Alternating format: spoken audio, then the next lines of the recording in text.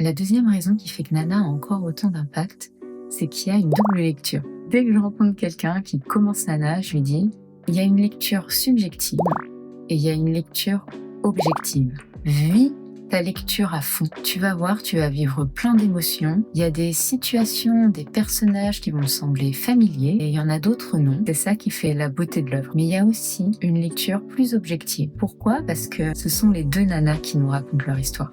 Elles nous racontent leur histoire sur différentes temporalités et elles nous partagent leurs émotions. C'est ça la force de Nana. Les deux narratrices sont les deux héroïnes. Et c'est aussi là que parfois, la lecture est difficile et ou perturbante. Il y a des situations où on se dit mais qu'est-ce que tu fais là ? Attends, ou fais quelque chose, mais là tu vas être malheureuse. Mais quand les deux héroïnes nous disent sur telle situation, j'ai ressenti ça et ma conclusion, c'est ça.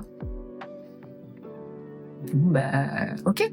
Et ça aussi, il faut l'accepter. Et c'est pour ça que cette œuvre, elle est aussi dure à analyser parce que Ayazawa, elle a réussi à créer des personnages qui nous semblent si réels que parfois, ils sont durs à comprendre parce que chaque personne est différente, a un vécu et des ressentis différents. Et c'est aussi pour ça que l'œuvre, elle vit.